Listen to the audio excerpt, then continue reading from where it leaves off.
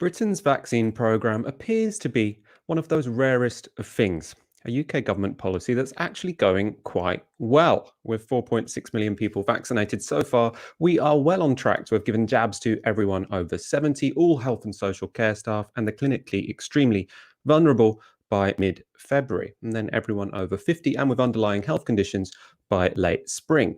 But, and this is the big political question right now, probably the biggest in the country, does this mean once we've vaccinated the most vulnerable parts of our population that we can relax about COVID, that we can start to loosen the lockdown, start moving around in society, not that worried about who catches the virus because they're by definition not in those most vulnerable groups?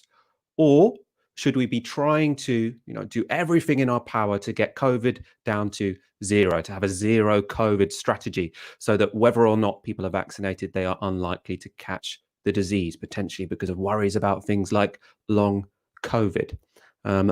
This is actually one of those questions where I'm not sure what I think, which is why I'm delighted that in a moment I'm going to be joined by Dr. Gabriel Scally of Independent Sage, one of the people to ask about this who I trust their answer the most. Let's put it like that. Throughout the show, as it's a Monday, you already know I'm joined by Ash Sarkar.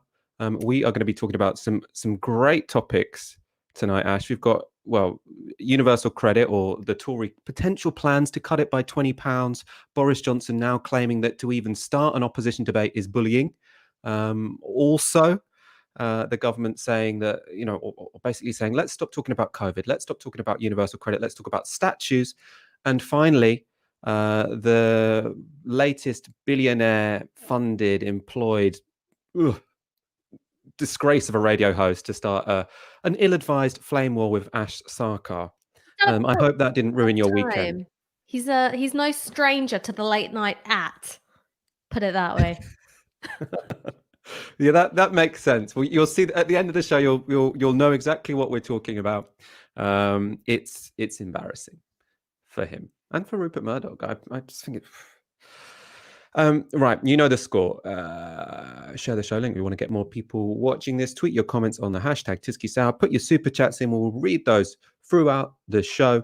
And if you're watching on Twitch, comment on there as well. We'll go to some of those as well. We don't want to leave anyone out. Now, as I've said, the NHS's vaccination drive is going very well. As of midnight last night, 4.6 million people had been vaccinated in the UK. That includes over half of those who are over 80 and over half of those who are residents in care homes. Now, none of this, of course, is in time to save the NHS from the absolute human catastrophe that it's currently facing. Obviously, because of government failure, this success when it comes to the vaccine does not make amends for what they have put the NHS through right now, right this instant. But the vaccine does offer a way out of some sorts, and it poses a big political question. How many people do we need to vaccinate before we can exit the current lockdown? Do we need to wait for the vast majority of the population to be vaccinated, or can we relax once most of the people who are most likely to die from the virus have had the jab?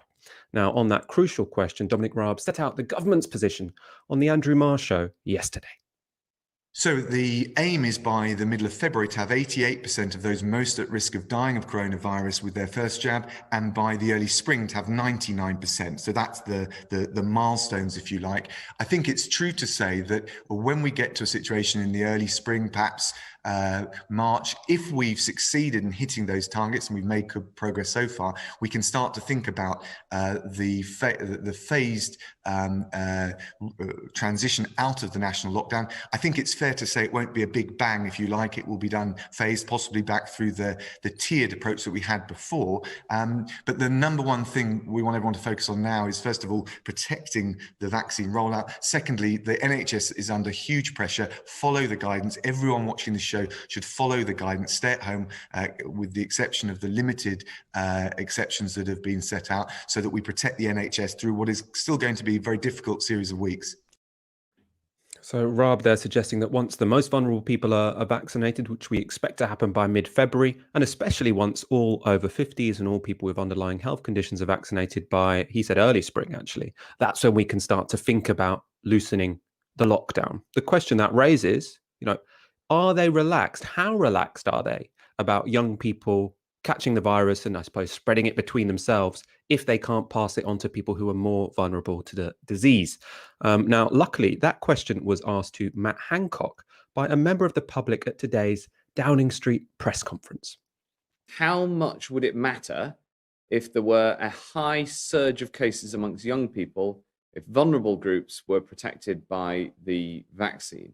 Well, thank you for this question. It is incredibly important, and it's one that we think hard about. The most difficult question that we don't yet have an answer to is how much the vaccine protects the most vulnerable groups, not just from catching COVID, but also from serious disease and the degree of transmission that you get from people who have caught COVID.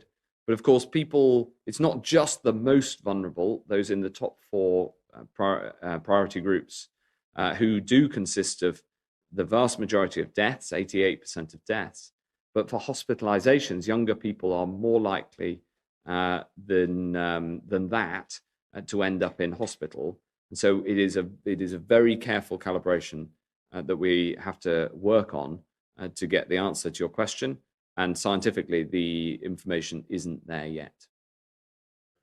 Now, for a question he says he's thought hard about, that answer didn't make any sense whatsoever. So for a start, he's saying the science is not clear about whether the most vulnerable people are protected from catching COVID and going to hospital if they've been vaccinated. The science is very clear on that. If you've been vaccinated, you're fairly safe from COVID-19. The issue is the people who haven't been vaccinated, which is the younger populations. Now, he said they are more likely than that to be hospitalized. I don't know what that was. Anyway, that did not strike me as someone who was really on top of their brief, which is quite worrying at this very crucial moment in our fight against COVID. But let's read between the lines. What did it seem like he was saying? He clearly has some worry about loosening lockdown immediately after only those top 4 groups have been vaccinated. I mean, I think most people agree about that, because even though that could get the deaths down, it won't get the hospitalizations down that much. But he hasn't, really made it clear what about once all the over 50s are vaccinated. However, even if public pronouncements seem incoherent or vague, private briefings suggest the government has come to a more concrete position on this, even if it does differ from their scientific advisors. So this is from the Sunday Times. Cabinet ministers said privately that they were prepared to resist pressure from members of the SAGE Advisory Committee to delay tier changes until most people are vaccinated, a process that would take until the summer at least. Instead, ministers will begin drawing up a timetable for the end of lockdown at the end of this week, once they see the first evidence of the effect of the latest national lockdown. A cabinet source said, for the first time, there are no significant divisions between hawks and doves in the cabinet. Everyone accepted that we need to lock down hard, and everyone accepts that we need to open up before everyone is vaccinated. Now, any dissent from SAGE, as is often the case, is being expressed privately, not publicly.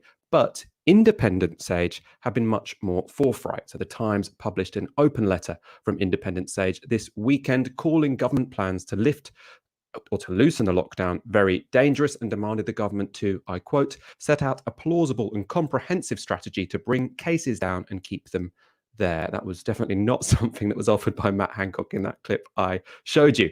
In any case, I'm now delighted to be joined by one of the signatories of that letter, Dr. Gabriel Scally.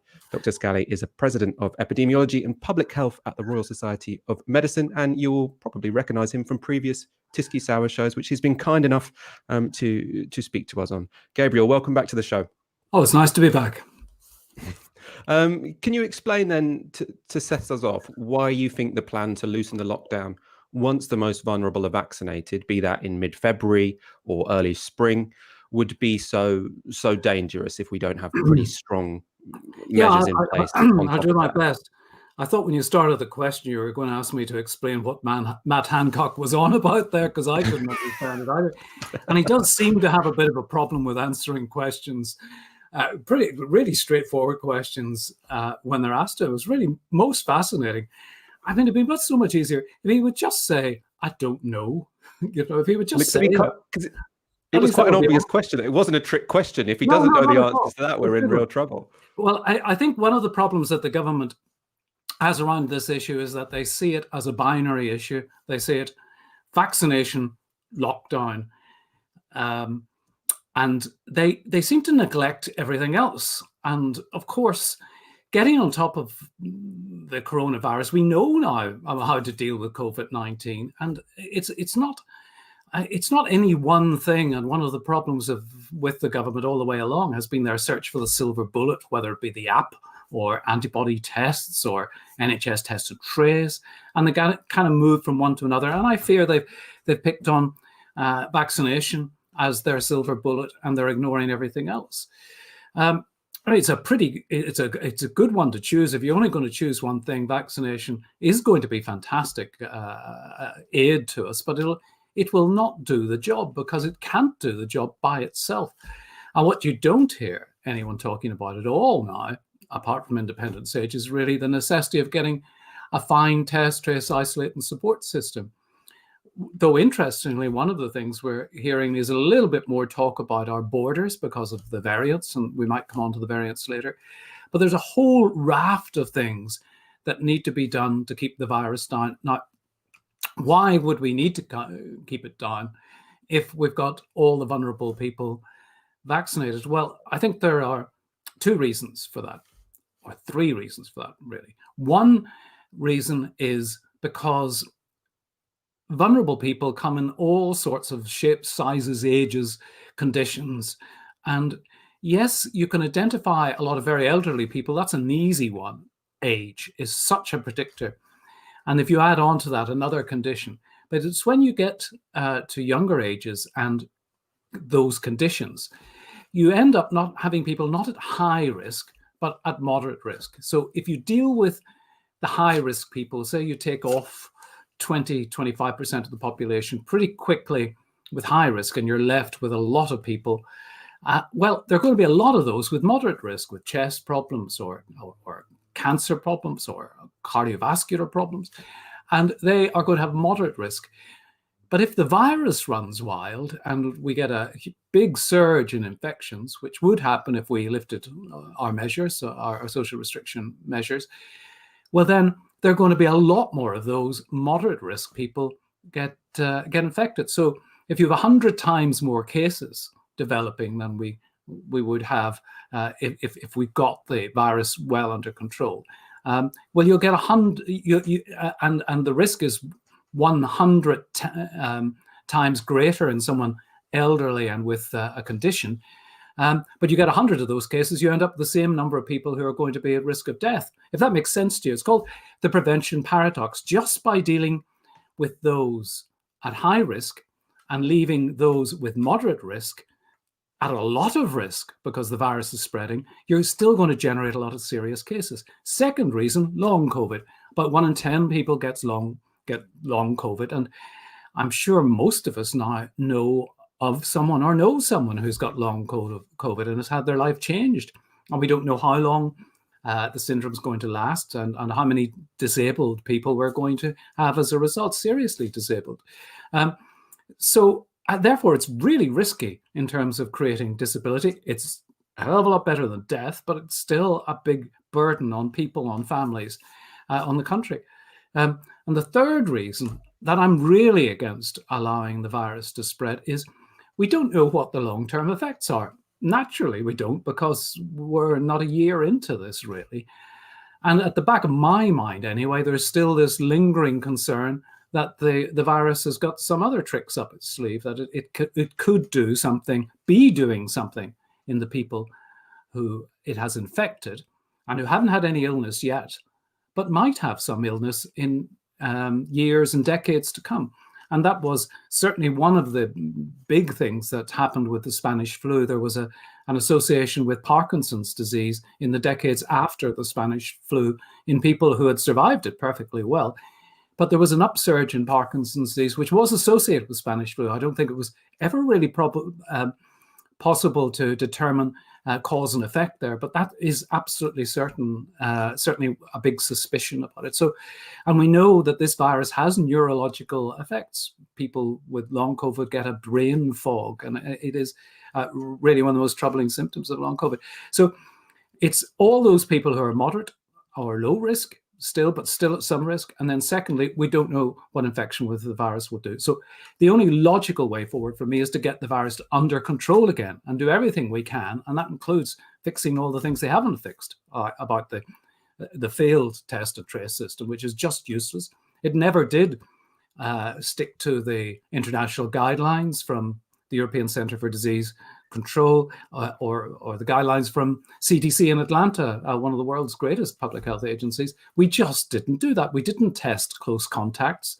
We told close contacts to self-isolate and to come for testing if they developed symptoms. But we know that there were symptomatic people who got the virus, but we didn't test the close contacts. And that was a major failing. So there are a lot of these other failings and things that still need to be done to keep this virus under control. Sorry, Michael, that's a very long-winded answer to you. No. It's very, very instructive. I didn't know that thing about the Spanish flu as well. That's very, it's really interesting. very worrying. The question I want to ask is sort of getting down to this distinction between a zero COVID strategy, which is something that Independent Sage have been asked for, and one which just says, let's control the virus. Let's not be completely relaxed about it spiraling out of control amongst younger people. And so I suppose to give my very basic explanation to our audience. So zero COVID to me is what Sage were proposing, especially last year. And I think they were exactly right. History has shown them to be correct, that what we should have done last summer, Independent Sage, sorry. Yeah. Last summer is we should have, said, look, now is not the time to relax. We should be doing everything in our power to get cases basically as close to zero as possible. Even if that means like a short, sharp, some really restrictions, so that then we can benefit from the gains of that afterwards. We have a test and trace system, we shut down the borders, and it might be difficult in July, but we can have a winter which isn't as miserable as the winter we're currently having. Now, I think history has proven Independent Sage correct on that. Now, though, the argument for zero COVID to say, let's take really tough measures now, which would mean, I presume, making the restrictions a bit tougher than they currently are to get R really close to zero, so there's no new cases. The argument that let's take tough measures now to benefit us in the future seems weaker now, because obviously in the future we might all be vaccinated fairly quickly. So it might be a bit harder to motivate people, say my age, to say you have to have a really, really strict lockdown for 2 months so that you can, not have a disastrous winter, when actually we all know we're going to get vaccinated by September anyway. Yeah, true. The problem is that's assuming everything stays as it is and the virus stays as it is. But we already know we're getting variants develop across the world, just as a natural process of virus replication. The more the virus replicates, and it is rife and it's out of control in this country, amongst many others, you get more variants appearing. And some of those are variants, because that's how they succeed, are nastier viruses. In the case of the one that was first detected in Kent, it seems to be more transmissible. I'm some doubts about how much that has been over-egged, but there does seem to be consensus that there is a increased transmissibility there. But there's no reason why the virus can't come up with some other tricks, really nasty tricks, like turning around the generational stuff and affecting younger people, a bit like pandemic flu did in the Spanish flu, which really, really affected young people very badly because they had no immunity to it. It would enable it perhaps to avoid the vaccines, or some of the vaccines.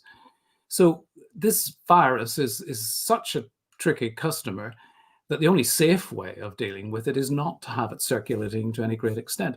Now, we could, as you say, get the virus down, but we've got no mechanisms in place to keep the virus down. That's the problem.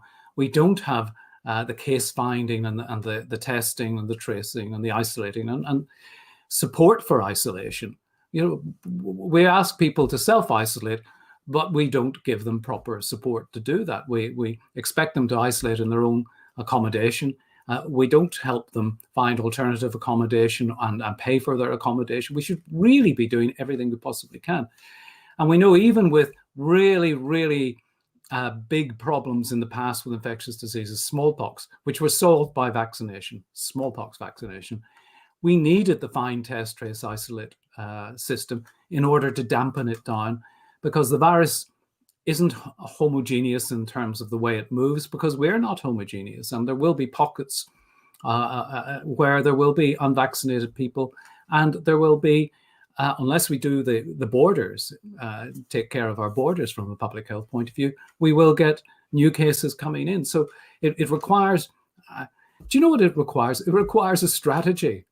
And the government doesn't have a strategy. In fact, I was thinking about that just as you were saying, that Dominic Raab explained it on Mar. Well, why isn't there a strategy? It's amazing. We haven't had a plan since the 3rd of March plan, and it became redundant within a matter of weeks. We have not seen, we've seen plans for getting out of lockdown because people wanted the economy to get going again. Quite right, a very legitimate aim, but no plan. There is no plan for what we're going to do about the virus. The only tool in their box has been lockdown, and now they've got one more tool to play with, vaccination. But this is not a sophisticated approach, which it really needs to be, a sophisticated approach to dealing with this terrible pandemic. My final question is going to be to put you on the spot, on not with a past gotcha, but with predictions. So I'm going to say 3 things. So schools, pubs, and festivals. And I want you to tell me when you think they will be open and when you think they should be open. So both what you predict will happen and what you would do if you were in charge. Yeah. Well, I predict schools, pubs, festivals. I would say that by the summer, the government will want everything back to normal. So I would say they will start pretty quickly. They'll start with schools, and I have a great deal of sympathy for the desire to get schools back. I think once we get past the high-risk vaccination groups, we should use the vaccination much more intelligently and look at occupational issues, including staff, school staff, teachers, and use it to try and ensure that children can have their education. But, you know, I almost despair of this government and its attitude to schools and to teachers and pupil safety as well, because they haven't done, again, things that Independent Sage wanted them to do. They haven't done, taken the measures to try and make schools safe for staff and pupils. We argued during the summer that they needed to take over a lot of more premises so that classes could be spread out, that they wouldn't be in their normal classrooms, that they could have more space, that they wouldn't all have to socialize together, that we should put money into improving the ventilation. Ventilation is one of the single most important things. And everything we know about the virus now and its ability to spread as an aerosol teaches us that ventilation is such an important thing, and particularly at this time of year. But they haven't put money into ventilation in schools, opening windows that have been shut, or putting in opening windows and putting in, getting air to flow through schools and classrooms to protect everyone. All of that sort of stuff needs to be done, and it needs investment and effort, and that hasn't been put in. Pubs, I think pubs are really difficult. I think the effect of alcohol in terms of modifying behavior is going to be a really, really difficult one. I wouldn't want them open anytime soon at all, and because I don't think it'll work. I just don't think it'll work. What was festivals? Festivals. I missed the festivals that I usually go to last summer, and I would love to go them this year. But my festivals are music festivals, and there's a lot of singing because they're Irish, and so singing's a really big part of them. And that's going to be really lethal until we get the virus. And I think we might just make it in the summer into that, but it'll be, in my view, it'll be touch and go about festivals this summer. I think the government will probably allow festivals this summer, of course. Matt Hancock's been talking today. He mentioned for the second time that he felt we were going to have a great British summer. Well, I don't know what a great British summer means to Matt Hancock. And I'm not sure I would know a great British summer if I saw one. But I don't think it's going to be a great British summer somehow. I think it could be a good British summer in that we go to the beaches, we go to the park, but I think that the risk of a super spreader event at Glastonbury is just too big, both in terms of, the insurance policy and the PR nightmare and the human catastrophe it could be. Great. And if the government wants us to do that, well, they should be investing the money in giving us more safe public spaces. They should have closed roads and created more green space that people could use all over the place for this period. Lots of demands there we can be making of our government, not just we shouldn't all relax now this vaccine is getting rolled out. Even if there does seem to be one thing they can do quite well, there is still plenty of other things they need to be doing around it. Dr. Gabriel Scally, thank you so much for speaking to us again this evening. Very insightful. I have to say I've learned a lot. Good. Thanks very much for having me, Michael. Bye. Cheers. It's a pleasure. As we said, this vaccine, even though the rollout's going well, is not nearly soon enough to save the NHS from the human catastrophe it's currently facing because of Boris Johnson entering a lockdown so late. Also because we can list the failures which have led to us having hospitals which are bursting at the seams. We spoke on Friday to Dr. Silas Webb, and we gave a very powerful interview about the weekend ahead. I think it touched many people in our audience. So I asked Silas to record a sort of a video diary for us, really explaining how the weekend went. So this is Dr. Silas Webb. So Friday night was a stark reminder of, as I worked in the non-COVID part of the department, all of the other patients who are still needing urgent assessment and treatment following heart attacks or involved in road traffic accidents, stabbings, and still often will need intensive care following their stabilisation in A&E, of which there are still no beds or currently full. And so it felt like it was almost a one in, one out policy where we were waiting for someone to be stepped down from the intensive care or unfortunately to pass away before they could be moved from the A&E department, which meant they were staying for a long time whilst kind of needing intensive monitoring and care from the nursing staff, which is obviously difficult to balance when you're managing the rest of a very busy department. On Saturday night, unfortunately, one of my colleagues went off sick at the last minute with suspected COVID.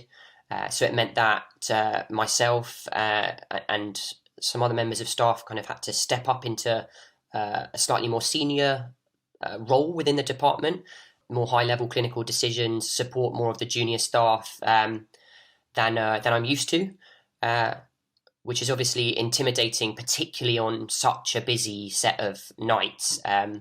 And despite kind of brilliant support from my other colleagues who were there, it was obviously a challenge and highlights just how vulnerable the system is to kind of one or two senior members of staff going off sick with the virus, and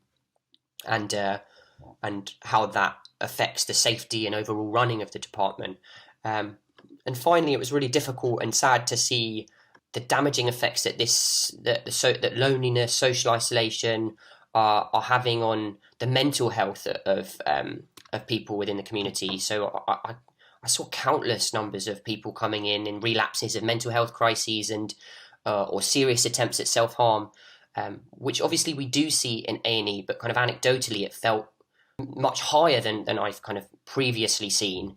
The Samaritans and charity helplines and crisis helplines are kind of getting record numbers of calls at the moment.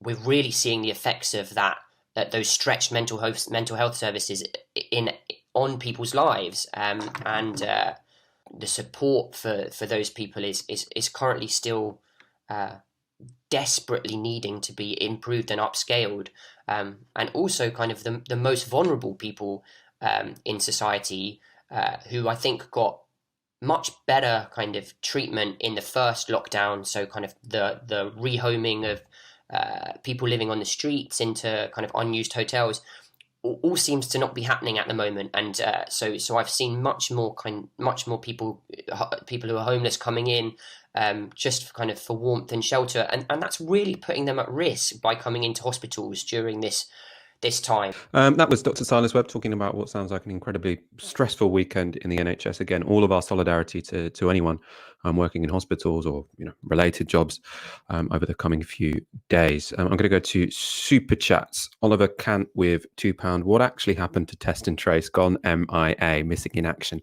It didn't work very well, did it? I think Test and Trace in most places doesn't really work when we've got this many cases a day. So if you've got 40,000 cases a day, Test, Trace and Isolate is going to break down. I think that's happened in lots of European countries now, but we will need it back. So maybe it would be time to sort out some of the disasters that are associated with that. The main thing is the isolate part. If they don't pay people to isolate, then they don't isolate. But also, of course, they should have put the control for tracing in sort of local public health hands. And Raji Adi with £4.99, please tell Ash Sarkar that she brightens up the long, dreary lockdown nights with her charm, wit, and good humour. I think we can count that as me telling you that, Ash. That's really nice. Wonderful. Lovely. Oh. We are going to go on to our next story straight off. So, at the start of the pandemic, the Tory government increased universal credit by £20 a week to support Britain's poorest families. The £20 uplift was nowhere near enough to make up for a decade of Tory cuts to benefits, but nonetheless, Rishi Sunak is still desperate to take it away. Now, a £20 cut to universal credit would be devastating to those on low incomes and those out of work. On the latter, the Resolution Foundation have said. Pressing ahead with the £20 cut would see the level of unemployment support fall to its lowest real-term levels since 1990 to 91 and its lowest ever relative to average earnings. Indeed, the basic level of out-of-work support prior to the March boost was at £73 a week. That's £3,800 a year, less than half the absolute poverty line. Now, that is an absolute disgrace. That is £3,800 a year you're expected to live on if you're unemployed. Appalling. The Resolution Foundation have also suggested the cut would contribute to a 730,000 increase in the number of children in poverty. Now, all of this means it was very welcome that the Labour Party chose their day for opposition motions to put forward one opposing the cuts to universal credit. This was Keir Starmer laying out his stance this morning. This £20 uplift has been the difference between making ends meet or not for many, many families. We're at a food distribution centre here. Hear the stories of the families that are absolutely reliant on this. We're still in the middle of a pandemic and the government wants to get rid of that uplift, which is vital to those families. It's the wrong thing to do. I think many Tory MPs in their heart of heart know it's the wrong thing to do. It's about priorities. Put families first. Keep this uplift. But the Tories aren't backing down. So even though they abstained in today's vote, we'll get onto the reasons for that later, they are putting forward the political argument that this uplift should be withdrawn. So, for example, on Radio 4 last night, the Tory MP Bim Afellami supported the £20 cut, saying the best way of getting people out of poverty is into work. Angela Rayner summed up well why that's an incredibly misinformed argument. She tweeted, Bim Afellami sadly demonstrated how out of touch Tory MPs are talking about people getting on the work ladder instead of universal credit on Westminster Hour. 2.2 million recipients of UC are working and 70% of children in poverty are in working families. The problem is poverty pay. Well said, Angela. But their main gripe has been the process. So Conservatives all round have sort of tried to change the subject from universal credit itself to suggest that the process of Labour putting forward a motion itself amounts to bullying almost. So this was a message sent by Boris Johnson, the Prime Minister, to all Tory MPs on Saturday. So Boris Johnson wrote, "Folks, I know that many of you are thirsting to give battle and vote against all Labour motions, but after the shameful way in which they used their army of momentum trolls last time to misrepresent the outcome and to lie about its meaning and frankly to intimidate and threaten colleagues, especially female colleagues, I have decided not to give them that opportunity. We can be proud of what we are doing to tackle all the consequences of the pandemic, and if Labour decides to stop playing politics and to stop inciting the worst kind of hatred and bullying of a kind seen sadly across the Atlantic, then I may think again about legislatively vacuous opposition debates." Now, beyond the very, very crass comparison of Labour activists who just want better benefits to Donald Trump's supporters invading the capital, more on that later, what does it say about the Prime Minister that he thinks the opposition shining light on the plight of low-income Britons is playing politics? Does he think poverty is a game? And that's the only conclusion you can really draw from that message sent to all of his MPs. And what's particularly striking there is the implicit threat to get rid of opposition day debates altogether. Now, what are opposition day debates? They're time put aside in Parliament for the opposition to put forward a motion which they think is important and which the government is ignoring. It's not legally binding, so if it passes, it doesn't become law, but it's precisely intended as an opportunity for the opposition, whoever is in opposition, to publicize, to put their cards on the table when it comes to an important issue of the day. It also has worked in the past. So the reason why the government were forced to U-turn on free school meals over the summer holidays was because of a very well-timed opposition day debate, a motion put forward by the Labour Party, which timed in with pressure from Marcus Rashford. Obviously, it couldn't have been done without Rashford, but the opposition day debate was very helpful, which is why they want to just get rid of them. If you don't like the process, if you don't like being held to account, just get rid of it, change the rules. Of course, though, they don't want to say we want to get rid of this because it's too effective. They have to make up some other excuse. Let's take a look at a video put out by Ben Bradley today. So he's the Tories' most hyperactive keyboard warrior, and this is sort of put forward as an explainer about what opposition day debates are. Opposition day debates are a chance for the Labour Party to choose what subjects are debated on the floor of the House of Commons. They go out of their way to choose particularly emotive issues that they can weaponise in the media and online. Whenever government announces a new policy, which includes a range of support measures and additional funding, inevitably Labour say this isn't good enough. They demand more money without explaining what they would do instead. The trick is that they choose a particularly divisive title in order to make headlines. This is the result, and in truth it's exactly what they're after. These debates don't change the law, they don't change any policy, in fact they don't change anything, they're just a conversation about how we deal with a particular issue. That's how we deal with it, not whether we deal with it or not. How we feed vulnerable children, not whether we feed them or not. They go out of their way to misrepresent government policy because they don't want change, just negative headlines. I mean, there's so many ridiculous things to point out in that video. I'll leave some of them to Ash. But first of all, I mean, he's saying Labour are choosing emotive topics. They're playing politics. They're abusing the system by choosing emotive topics. That just means topics that people care about. It's also not divisive to say you should have free school meals over the summer. The other critique he has is that they don't have an alternative. Now, we at Novara, we often critique Keir Starmer's Labour for not having a practical alternative to offer to the country. But here, it's very concrete. What do they want instead of the Tory policy? They want to keep the £20 uplift. They want to give free school meal vouchers to people over the summer. It's not rocket science. It's very, very concrete, laid out. They can adopt it if they want. The Tories, I mean. It could be government policy today.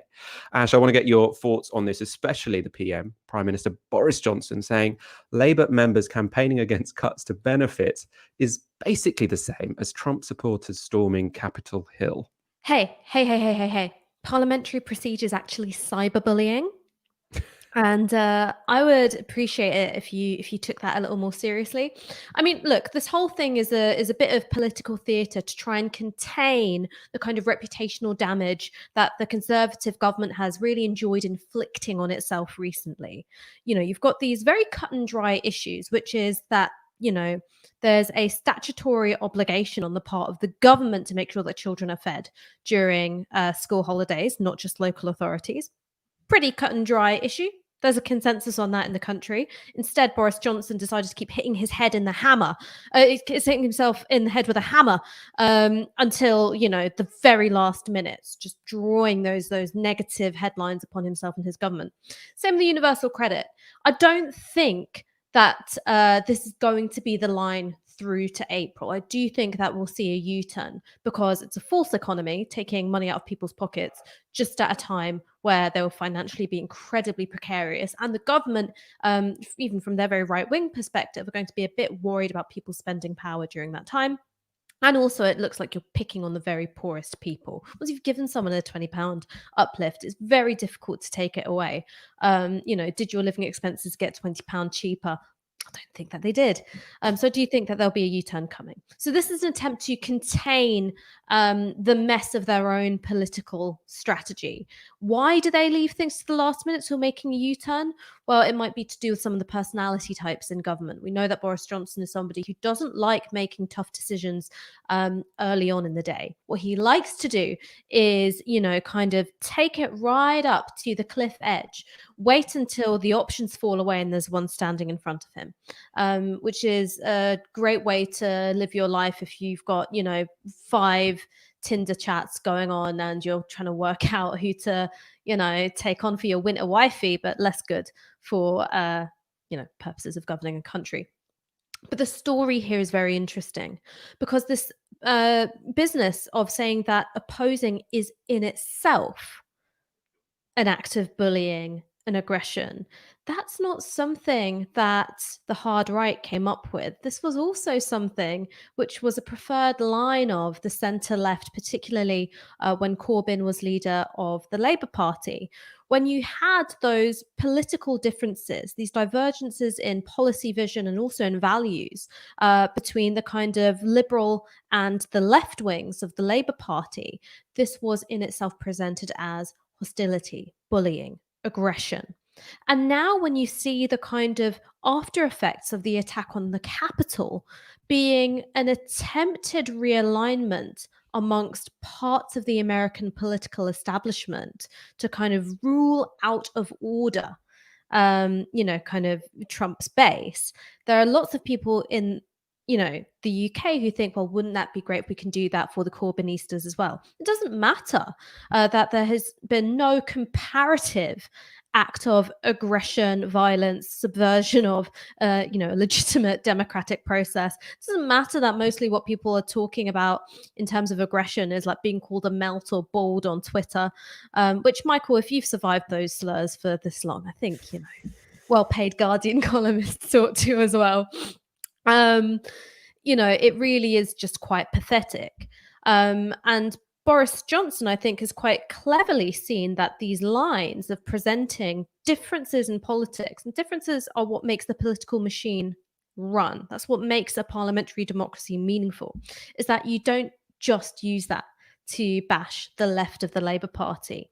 And when Keir Starmer in particular has talked himself into a position of we will support the government in anything they do, these moments where he does the right thing, in my view, which is put clear red water between himself and the Prime Minister, Boris Johnson has got the ideal comeback, which is I thought you were supposed to be Mr. Consensus. I thought you were supposed to be, rolling your sleeves up and putting aside politics and participating in the national effort. I think that inadvertently, Keir Starmer has validated this idea that principled opposition is in fact, something to be mistrusted in politics. So I think that the way through this, rather than backing down, is for himself and Angela Rayner, who's a very effective communicator on this issue, is to keep picking fights like this. It's something which polarizes in a good way. I think that there is a strong sense of there being a social majority behind keeping the uplift, just as there is with free school meal provision throughout the holidays. And I think it means that you've taken a step forward on the issue of welfare provision. And this has been traditionally some quite difficult territory for the Labour Party, apart from Jeremy Corbyn and John McDonnell, although the policy was, really lacking in some aspects, not committing to scrapping the benefit cap being one of those aspects. But getting Labour onto the front foot to making a positive case for welfare provision, not just being on the defensive all the time. That's the kind of thing they should be looking forward towards. I mean, so because the Tories are kind of like, it's unfair. You've picked a topic where what we're doing is so unpopular. It's like, that's why they picked it. You picked a topic where the consequences of our policy are obviously wrong.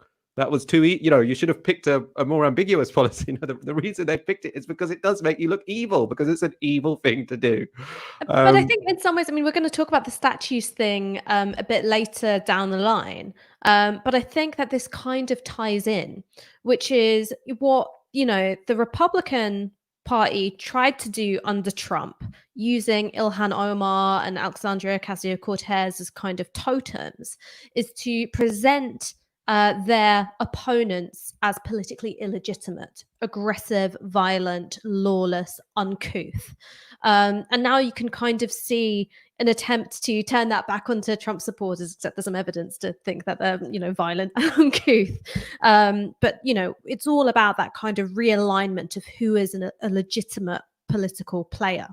And the minute you say it's okay to do for the parliamentary left. And look, let's face it, Jeremy Corbyn was not a revolutionary. All right. I wouldn't say, his analysis, began and ended with Marx. But, John McDonnell, I'd say in some ways is the more traditional Marxist, but Jeremy Corbyn, I don't think so. They are part of a long established, particularly English political tradition. By saying that you guys are completely illegitimate and beyond the pale, well, it's never going to stop there. It's then going to encroach, right? So then it's going to be, Angela Rayner for muttering scum under her breath, or it's going to be, somebody like Clive Lewis, or it's going to be, Sam Tarry, it's going to be Ed Miliband even. So people getting, further and further towards the soft left. And then it'll be Keir Starmer. Whenever he has the temerity to do his job, which is oppose something, it's going to go, oh, look at you. You're part of that rabble. And the problem is that the center left has been really complicit in conjuring that image of the unruly rabble. That's not to say that sometimes people who are supportive of Corbyn, didn't take it too far, said things which were, kind of unstrategic or stupid, or yes, even abusive, right? It's the internet. That's the thing that happens, and it sucks. But I don't think that was indicative or representative of Corbynism as a whole, either in terms of the grassroots support or, that kind of cluster of parliamentary MPs. But because it presented an immediate threat to the career ambitions of some of those in the centre left, and I'm not just talking about in Parliament, I'm talking about in the press as well, they were 100% willing to team up with those on the right to say, these guys, boot them out. We have 2,200 people watching. We're about to go back to, the policy question here, because Ash has said she predicts a U-turn will happen. I kind of err towards that, but it's very much up in the air. This show, though, goes live every Monday, Wednesday, and Friday at 7 p.m. Make sure you hit that subscribe button to learn all the latest in British politics. If that U-turn comes, you'll be the first to know about it by watching this show. Going back to the policy, this is all really evidence that Labour's strategy of having this opposition debate was fairly successful, because it does seem to have caused a split within the Conservative government. This is from Politico's Playbook email this morning. So it says, a number of other cabinet ministers led by Work and Pension Secretary Therese Coffey oppose Sunak's position and want the Chancellor to look at extending the uplift, Playbook is told. One minister said Coffey is far from in the minority in strongly urging Sunak to scrap the cut due in April. A Whitehall source said the Chancellor is about to find himself on his own. Read the room, Rishi. They are joined, so this is Coffey and her allies, by the backbench Tory Northern research group of Redwall MPs, who said in a statement last night, the £1,000 uplift to universal credit has been a real lifesaver for people throughout this pandemic. To end it now would be devastating. These MPs have also rejected Sunak's proposal to replace the uplift with a £500 one-off payment. So that final sentence there, that was a reference to Sunak's original plan, was to say, look, I'm going to get rid of the £20 because he's terrified of anything that became more generous in the pandemic becoming the new normal. He doesn't want people to raise their expectations. He wants people to accept their poor misery and accept that other people in society are going to be, miserable and in poverty. He doesn't want us to get ideas above our station. So he said, I'll give him £500. That will buy him off. But no one's really bought it. Boris Johnson also, he's the guy who'll make the ultimate decision. As we know, he likes to make decisions late in the day. He looked fairly awkward talking to the BBC earlier today. We're very proud of universal credit and the introduction of universal credit, and I think it's the policy of the opposition to abolish universal credit altogether, which I don't think is a sensible way forward. You're the Prime Minister. Will there be £20 extra come April?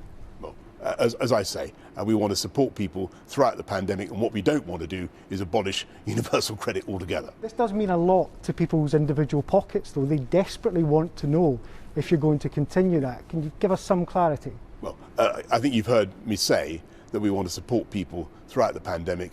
We want to make sure that people don't suffer as a result of the economic consequences of the pandemic. When you look at what the government has done to provide £280 billion worth of support, the furlough scheme, the bounce back loans, colossal investment, probably more than most other comparable countries. I don't think you could fault the government for supporting people. We will continue to do that.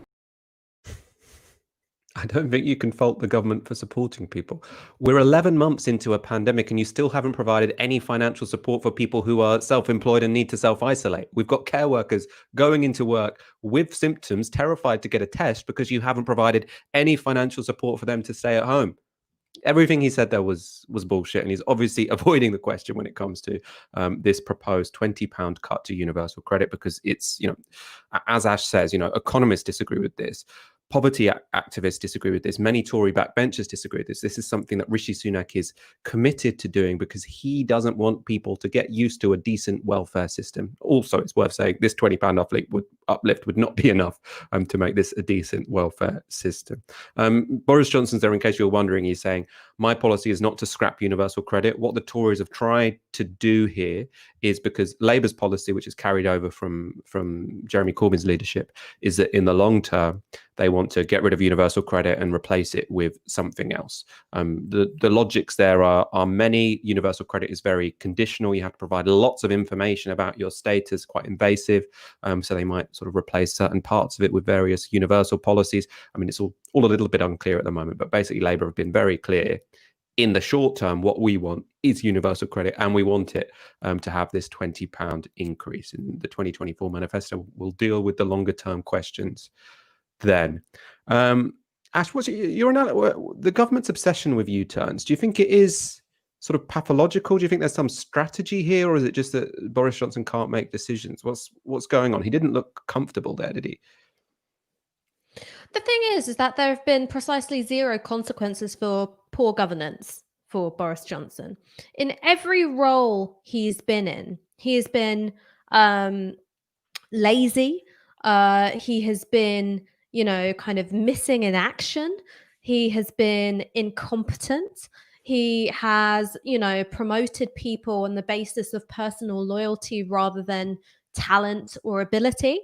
And how has he been rewarded for that, with the highest office in the land? So I think that Boris Johnson as an individual has never really had to develop the kind of, what you might even refer to as some of the apolitical qualities of good governance, of competence, of diligence, of commitment, dedication, of being able to manage a team well, all of those kinds of things he's never really had to develop. He's simply been able to fail upwards continually until he achieved his life dream of becoming prime minister. And in terms of his, time in office, well, today it's been announced that the UK has got the world's worst death rate of coronavirus in the world. In terms of our population size, we are much, much harder hit, in terms of fatalities than much poorer countries. What have the consequences been of that for Boris Johnson? Stability in the polls, not particularly difficult questioning. His cabinet isn't under fire. They feel and look perfectly comfortable when they're on, Mar or Sophie Ridge, a little less comfortable on GMB, but generally they're not in hiding. And politically, there have been very few consequences indeed. So if you're able to fuck up that much and there's no pressure on you to resign or sack half your cabinet, and presiding over, one of the world's worst pandemic management strategies isn't enough to force you out of office, why would you improve? Why would you, plan any further ahead than you have to? Why would you try and, allow families to plan their finances by letting them know whether or not they're still going to have that 20 quid after April? This is what he's done in every single, difficult political decision, whether it was, a Brexit deal, whether it was lockdown, consequence free. And I think as long as that continues, we're not going to see any kind of breakup with the U-turn. And you know how long that's going to continue? So Fucking long as we forever. have a press which is dominated by billionaires, and which is why we ask you to invest in independent media who are willing to hold the government to account, because we don't have any vested interests controlling the show or influencing us from above. So please do go to novaramedia.com/support. Our supporters make this show possible. Thank you so much. If you are already donating the equivalent of 1 hour's wage a month, or whatever you give, we really do appreciate it. I want to go to a few super chats, in fact. So we've got Michael Dreary with a $5 and a hint of sarcasm. It's a crazy world we live in when you can't even take away money people need to live during a pandemic without facing opposition. Hashtag cancel culture. Very good, Michael Dreary.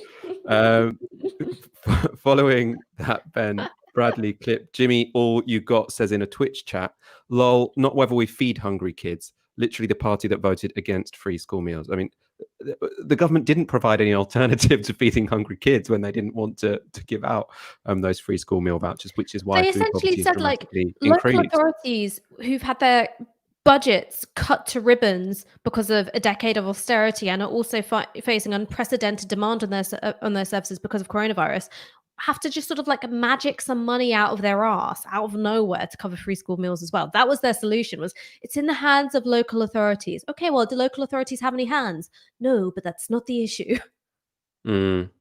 Exactly. Yeah, exactly.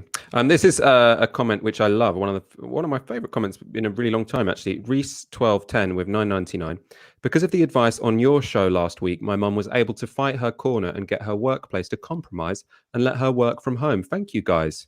That's such great news. I'm so pleased that your mum managed to argue for that and get it, not only for her but for all of us, because all of these people getting forced into their offices, that's why the virus is continuing to spread and why we're all going to have to spend more time in lockdown. So, good for her, but also thank God she won that battle, like the NEU, because people I don't know if she's in a trade union, but people having these fights with their bosses and winning is precisely what's going to keep us safe. I should also shout out to Janet Newsham, who we had on that show to talk about all of this, someone who works for the Hazards campaign, who try and support workers when they're trying to make their workplaces more safe, for example, by working remotely in a pandemic. Next story. The Tories seem to have decided that letting 100,000 people die from coronavirus, sending kids single scoops of tuna in plastic bags, and cutting universal credit might not actually be vote winners. So they are desperate to change the subject to their favourite topic, the rights of road names and statues. Yes, on the weekend that the NHS faced its toughest test, Community Secretary Robert Jenrick found time to pen an opinion piece for The Telegraph, setting out the government's plans to protect Britain's imperialists and slave traders cast in bronze. We can take a look now at the headline. We will save Britain's statues from the woke militants who want to censor our past. It is our privilege in this country to have inherited a deep, rich, fascinating, and yes, often complex past. So in the piece, he writes that recently there has been an attempt to impose a single, often negative narrative about Britain, which not so much recalls our national story as seeks to erase part of it. This has been done at the hand of the flash mob or by the decree of a cultural committee of town hall militants and woke worthies. Town hall militants is, I'd say that sounds like a new phrase, but actually I think it was used quite a lot in the 80s. Let's go on. We cannot and should not try to edit or censor our past. At the heart of liberal democracies is a belief that history should be studied, not censored. We should apply the same scorn to the mindless destruction of statues as to the burning of books that we disagree with. Wow. And in terms of policy, just in case you thought that the government might have more important things to legislate about at the moment, Jenrick writes, I am changing the law to protect historic monuments and ensure we don't repeat the errors of previous generations. Proper process will now be required. Any decisions to remove these heritage assets will require planning permission, and councils will need to do so in accordance with their constitution after consultation with the local community. Where that does not happen, I will not hesitate to use my powers as Secretary of State in relation to applications and appeals involving historic monuments where such action is necessary to reflect the government's planning policies. Our view will be set out in law that such monuments are almost always best explained and contextualized, not taken and hidden away. Now, Ash, we know that this government are desperate for a culture war. They want to do anything to change their subject from their appalling record when it comes to healthcare or the economy. But even, even for me, someone as cynical as myself, I was surprised that they had the temerity to put that article out on the weekend, where we're seeing 1,000 daily deaths and our NHS is under the most stress it has ever been in. I mean, were you surprised, or is this just them acting according to your expectations? Well, I think we've got to look at, the relative, merits and weaknesses of Jenrick's argument. He's, of course, right that you have to keep statues which were erected to uncritically celebrate genocidaires and slavers in order to properly study them. And that's why when you go to Germany today, you see so many statues of Hitler, Nazi memorials and swastikas everywhere. They weren't very famously blown up, taken down, destroyed and turned to rubble immediately following World War II. They were kept up. So we all really knew how bad Hitler was. It's a laughable argument. It's a stupid argument. I don't remember, of course, I was a bit younger then, after the invasion of Iraq, people saying, keep those statues of Saddam Hussein up, because if not, we won't be able to adequately study what he got up to. No. Those images of the falling statues were, circulated around the world as a, symbol or a totem of America and Britain's success in the invasion. So there's a lack of consistency here and a lack of understanding of the way in which statues and kind of celebratory public imagery has always been politically contested, because whether you like it or not, they aren't neutral prompts for remembering. They're invitations to celebrate. It turns, somebody like Edward Colston, a slaver, into a part of the urban architecture. It's not about, looking at our history, warts and all. It's actually a sanitizing project. So I don't think that his argument has got any merit at all. As for why he's doing it, I think that there's a kind of twofold element to this. One is that culture war is going to culture war, and anything can be a culture war if you troll hard enough. So, as we discussed earlier, trying to turn an opposition day debate into itself a kind of culture war. If you frame it in that way, package it in that way, there will be some kind of media space for that. Another aspect of this is that it's kind of, red meat to, the Tory graph readers of the Shires, who generally don't have to worry so much about things like economic precarity, fairly well insulated from the kind of worst economic effects of this virus, but you still have to get them wound up and angry. Without Jeremy Corbyn being leader of the Labour Party anymore, well, you're going to have to kind of, turn social movements like Black Lives Matter or, decolonize the academy, Rhodes Must Fall, into these kind of, monstrous marauding figures. And there's some evidence to suggest that maybe that kind of messaging and framing has its effectiveness. It's successful. I was reading an article by Asted Herndon, who's a very good reporter for the NYT. Whenever I'm baffled by American politics, he's the person I read, about the kind of alternative information universe which was constructed around the Republican grassroots regarding what happened at the Capitol and the unfounded allegations of stolen election. And one of the things that came out in that article, which was really interesting, is that the kind of scare figure of, the marauding liberal leftist mob of lawlessness was actually quite a powerful motivating factor for Republican voters, because Donald Trump lost the election, but he also saw, his raw vote number go up as well significantly. And because of that, because of those images, which were a selective representation of what happened during the BLM protests, most of which didn't involve any kind of unrest whatsoever. Yes, there was some property damage. Yes, there was some looting, but they were relatively, uncommon and not the sole purpose of the events in the same way that the kind of violence and unrest of the Capitol attack was a kind of central part of it. But there were potent images, there were motivating images, and it got out a lot of that, Republican faithful to get them out and vote. And I think that the Conservatives are flirting with a similar strategy here. They're trying to present an image of kind of, anti-racist and left-wing lawlessness coming to a statue near you, in order to kind of, keep their bit of the vote animated, angry, and wanting to defend all that they have dear.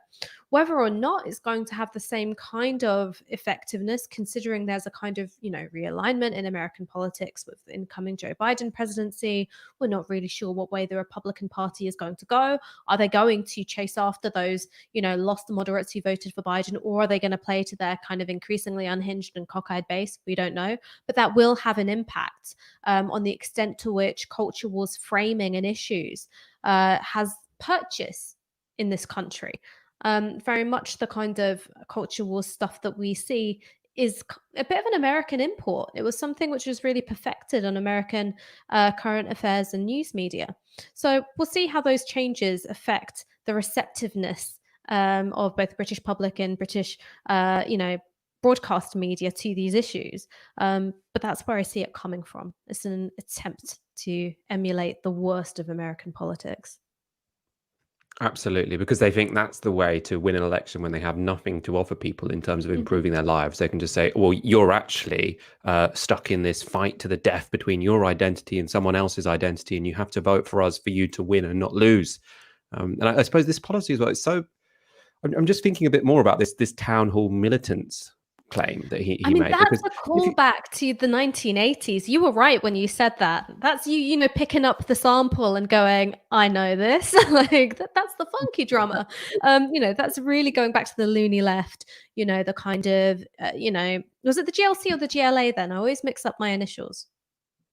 I think it's now the GLA and then it was the GLC. The GLC, these kind of, one of the things that Margaret Thatcher presided over was the hollowing out of, local political power in municipalities, because they were seen as Labour strongholds. Even if you transformed the picture of national politics, you still had very, very strong Labour councils. So you had this, kind of two-prong attack. One was a kind of active disempowerment, which has left London kind of uniquely powerless, as a metropolitan area, and also the kind of demonization of the people who worked within them. And so it's a kind of callback to the old Tory classic of loony lefties in your council buildings. So it's even saying that if the process is legitimate, it's not legitimate.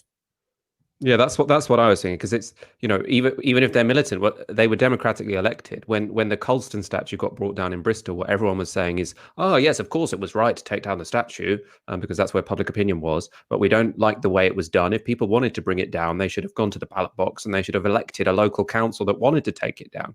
Now you've got democratically elected local councils who are saying that actually we think probably the publics of the city we run don't really want to be towered over by slaveholders and colonialists, so we'll take them down.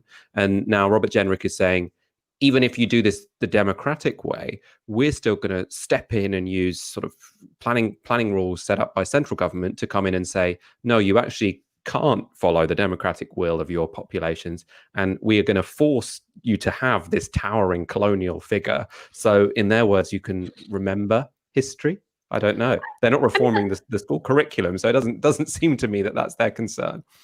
It's a load of balls. But again, like who it animates is interesting to me, because when all this was going on with the Colston statue, and by the way, Colston getting dunked in the harbour, I think is the single greatest contribution to public art of the 21st century so far. I can't think of anything better. Banksy, fuck off. This is the shit. Like, this is great. It was beautiful. But then because of that, and then the questioning around Churchill's legacy and other figures as well, like Hans Sloane, you then had in areas where there was absolutely no BLM presence whatsoever, like in Poole, these like very concerned, older, whiter conservative voters, forming a kind of defense ring around, is it Baden Powell or Baden Powell? I have only Is ever he the read his name. scout guy? The Scouts guy. This is also what I fear, is when I suddenly have to say on one of these live streams a word I've only ever read. It's terrifying. Anyway, Scouty BP, that boy, surrounding the statue, and absolutely nobody had any intention of taking it down, but it was animating for them. But to kind of conjure this kind of shadowy, marauding band of suspiciously diverse youths, coming for their statue that nobody gave a shit about. So where the statues are taken down, where that history is being questioned, a lot of the time it's with support of the local area. Go, you know what? We don't fucking want a statue of a slaver here either. But who it's pissing off are people in areas completely untouched, completely unaffected by this.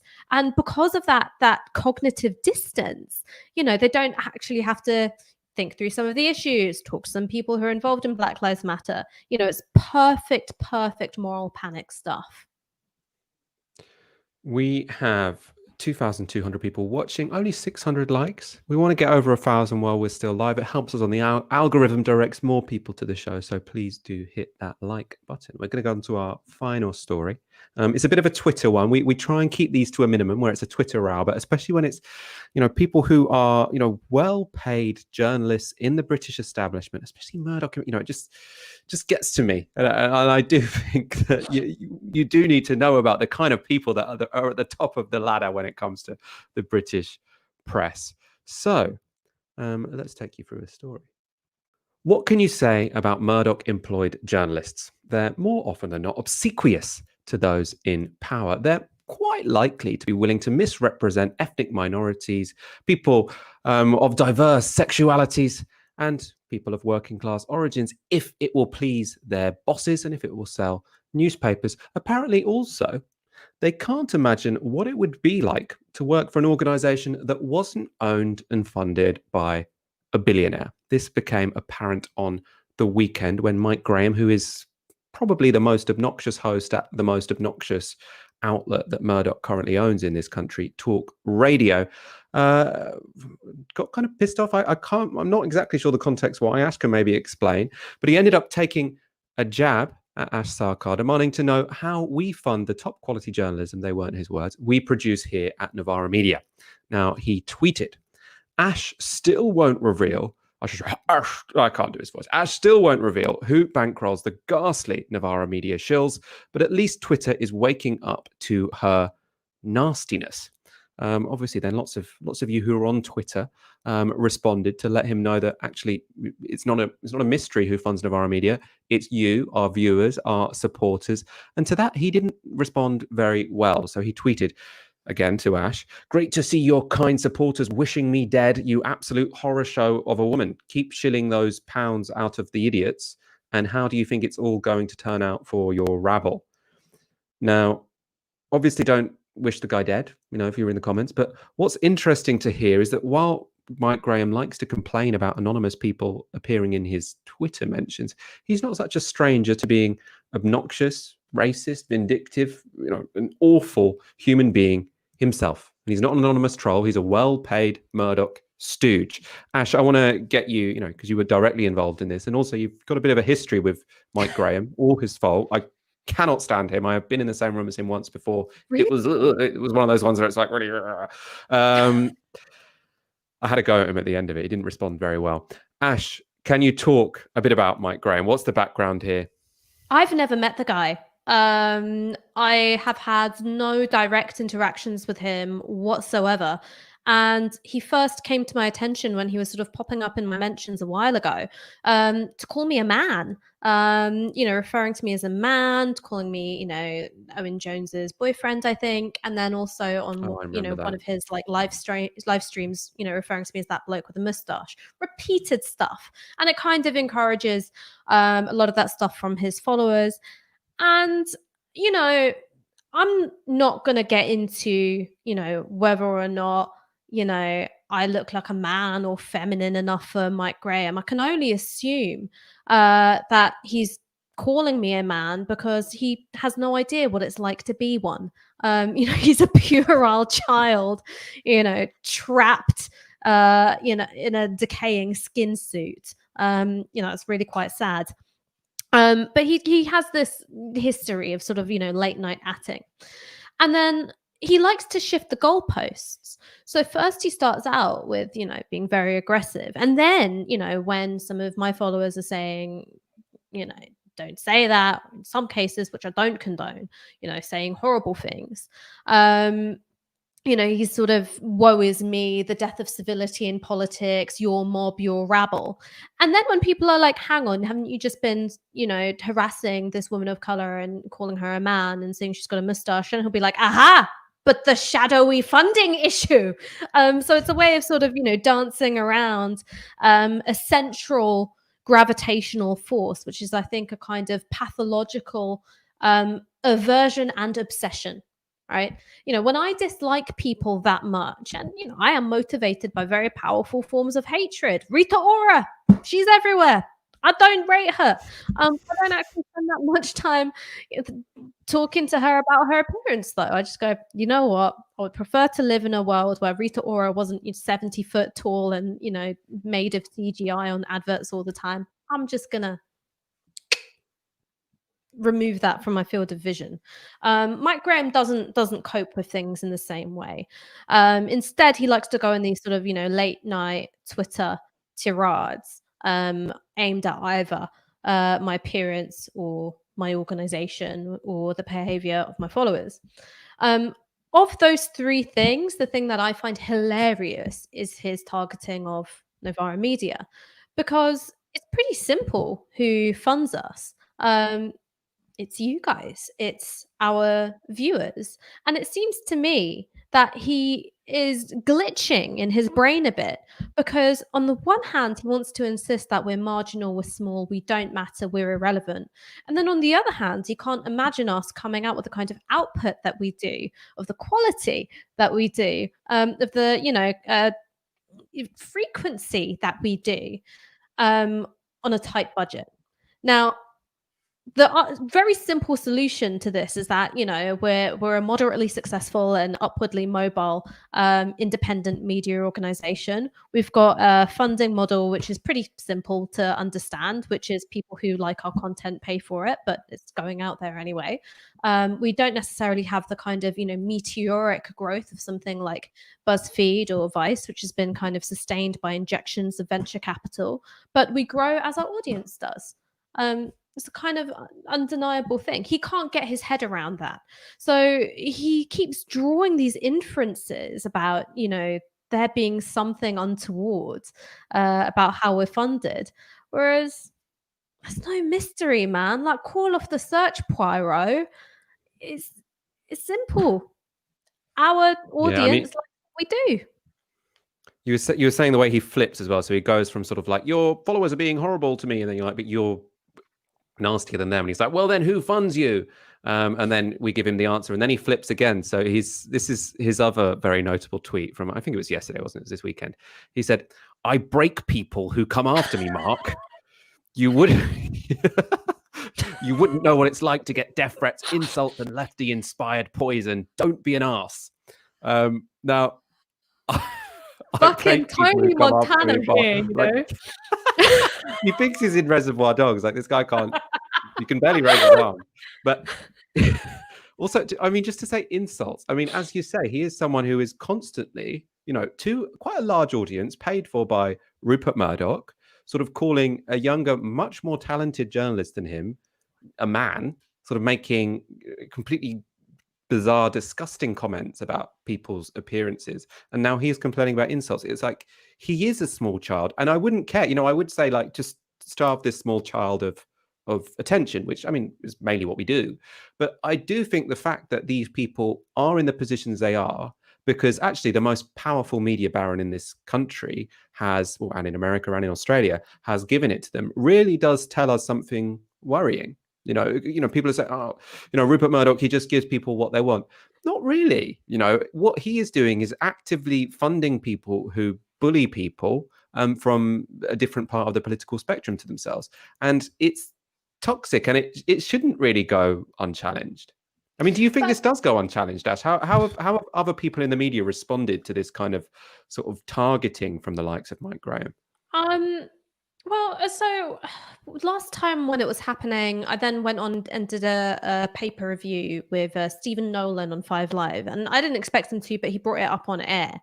And so I think that he was like quite genuinely shocked and disgusted by it. He offered Mike Graham an opportunity to come on air and talk about it. Mike Graham didn't want to do it. And so I think that because of how openly vicious it is, you know, it puts him beyond the pale, but not so much to the extent that there'll be any kind of professional repercussions that I know of to it. I emailed Talk Radio last time when it was going on to say, like, is there a way I can file a complaint about this? This is on your content. And they never emailed me back. But it turns out that somehow, I don't know how, Mike Graham got wind of the fact that I'd sent this email. So I wonder, I've got a lot of questions about this. I wonder if that means that he was reprimanded privately and I'd never got a response because they didn't see fit to tell me that the issue that I raised had been actioned in some way, or if the person who I'd sent the email to essentially committed some kind of breach of data protection, which is rather than continuing a confidential conversation with me and letting me know what was going to happen and then moving forward on that basis, kind of was like, oh, you know, guess what happened today? I've got no idea. I've got no way of finding that out. Which one of those things it was. But it's either way interesting in terms of what it indicates about a workplace culture, that either complaints aren't taken seriously or they know that certain things are beyond the pale, but they don't want to be seen to be responsive, particularly when the person raising the issue is someone they'd consider a political opponent like me. So I think that hints at something institutional there. That's a problem.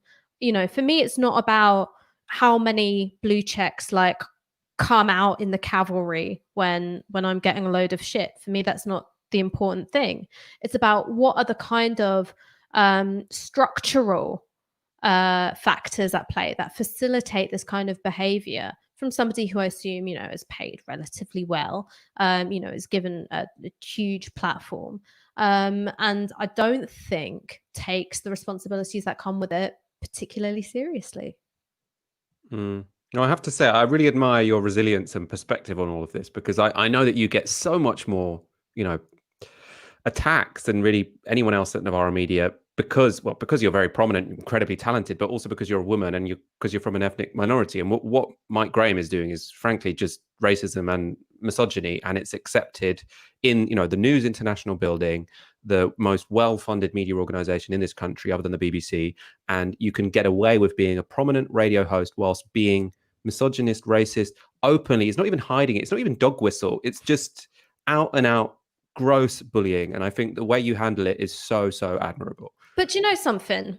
If it was Naomi Campbell calling me ugly, I'd feel bad about myself. I'd like, oh my God, that is somebody who knows something about being buff. Oh my God. Like, you know, it's like, you know, it would be like Nigella Lawson saying that you're bad at cooking. You'd be like, fuck, like, you know something about this and I suck at it. When Mike Graham is calling me unattractive, okay. It's like taking Hannibal Lecter's opinion on vegan cuisine. I just don't think necessarily that you're an expert in the field.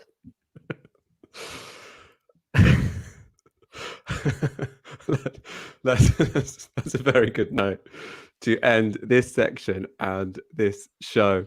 Ash Sarkar, it's been an absolute joy to spend my Monday evening with you. I'm sure all of our audience agree. See you next time. We'll end on a couple of comments. Rose Annie with £21. That's not your surname. Please, can you do a birthday shout out for my brother Saul? It's his 21st birthday today, and we watch every Tysky. Thanks for all you do.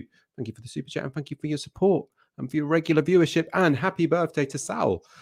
I hope you have a great 21st. Aid B with a £5. Please give a birthday shout out to Kaja. We're big fans of all your work, but particularly your beautiful relationship with Aaron. That's very cute. Happy birthday to Kaja. I do love my beautiful on-screen and off-screen relationship with Aaron. I do want to actually do a quick shout out here because Aaron has started putting out these brilliant sort of instant react videos. There were 3 of them last week. all doing really well on YouTube. Definitely worth watching. So check out those on our YouTube channel. And Ali Bob with €10. Thank you so much. Thanks, Ash and Michael, for challenging Murdoch idiocy. Love from the continent. I wonder if you're from one of the countries that's dealing better at COVID than we are. Although, I mean, the whole of Europe has done pretty badly.